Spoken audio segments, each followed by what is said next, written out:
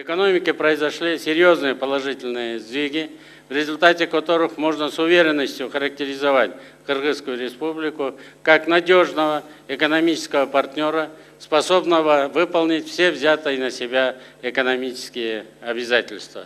За последние годы экономический рост Кыргызстана демонстрирует исключительно устойчивое развитие. Средние темпы роста ВВП составили 7%. В Бишкеке проходит 10-й форум «Майнинг Центральная Азия», в которой принимают участие представители 25 компаний стран мира в горнодобывающей промышленности Центральной Азии, Европы, Китая, Северной Америки и Ближнего Востока. Форум предлагает возможность проведения на единой платформе презентации и обсуждения перспектив привлечения инвестиций и технологий в развитии минерально-сырьевых ресурсов, формированию зеленой энергетики и модернизации промышленной инфраструктуры. Выступая перед гостями форума, Аклабек Джапаров акцентировал внимание на общую ситуацию в стране, развитие политических, экономических и социальных процессов, которые в конечном счете определяют инвестиционную привлекательность и активность страны. Мы готовы к взаимовыгодному сотрудничеству. Мы хотим справедливо распределять богатство с нашими партнерами. Известно изречение Уинстона Черчилля о том, что при капитализме несправедливо распределяет богатство, а при социализме справедливо распределяет нищету. В нашей истории было время, когда справедливо распределяли нищету в одну сторону, богатство в другую сторону. Мы хотим справедливо распределять богатство с нашими партнерами, развивать взаимовыгодные отношения в интересах нашего народа. В нашей стране совершенствуется налоговое законодательство путем снижения налогового бремени субъектов предпринимательства. Так, организациям, имеющим национальное или инвестиционное значение, предоставляются льготы, в том числе и по налогам. Благодаря реализуемым мерам поддержки бизнес-сектора со стороны государства, приток прямых иностранных инвестиций в Кыргызстане увеличивается уверенно. Каждый инвестор может пользоваться всеми существующими в Кыргызской республике возможностями и активно вкладывать инвестиции. Настало время открыть новую страницу наших взаимоотношений, нацеленных на конечный результат и созидание. По словам министра экономики Даниара Мангельдиева, Кабмин сегодня активно ведет работу по развитию горнодобывающей промышленности, при этом большое внимание уделяется экологии.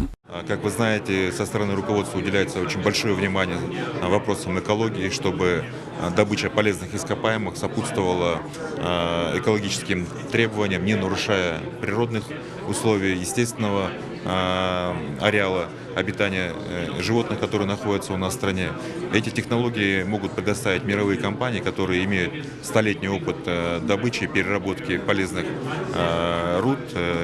На сегодняшний день на выставке вы можете увидеть представительство этих компаний, которые присутствуют у нас сегодня на нашем форуме. Данный форум объединил порядка 100 компаний из 25 стран мира, которые приехали в поисках проектов для инвестирования. С некоторыми из них уже подписаны меморандумы о совместном сотрудничестве.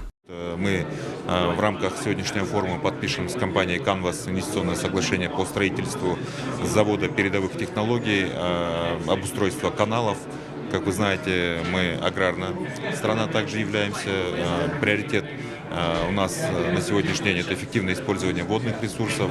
И компания Canvas это мировой лидер на сегодняшний день. Это передовые технологии, которые есть только сегодня в Англии, и завод планируется построить у нас.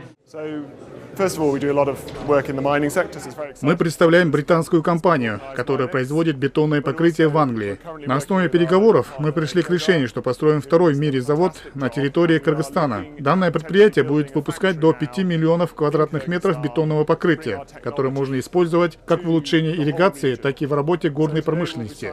Строительство завода займет 2 года, после чего будет открыто 100 вакансий для местного населения. По словам геологов, в Кыргызстане имеются руды, которые на сегодняшний день обладают большим спросом во всем мире. Их разработка и производство поможет развивать экономику не только нашей страны, но и всего Центральноазиатского региона. Горнодобывающая промышленность в контексте ВВП занимает порядка 12%. Можно сказать, это очень хороший показатель. И мы в этом плане говорим о том, что горнодобывающая промышленность является на сегодняшний день локомотивом нашей экономики. По результатам прошлого года в бюджет поступили финансовые средства порядка 33 миллиардов сумм. Можно сказать, это хорошая сумма. По словам министра природных ресурсов, сейчас на территории месторождения Кызыл-Омпол ведутся разведывательные работы, по завершению которых добычей полезных ископаемых будет заниматься только государственная компания. И мы в рамках закона сейчас передали государству лицензию. Лицензия сейчас у государства.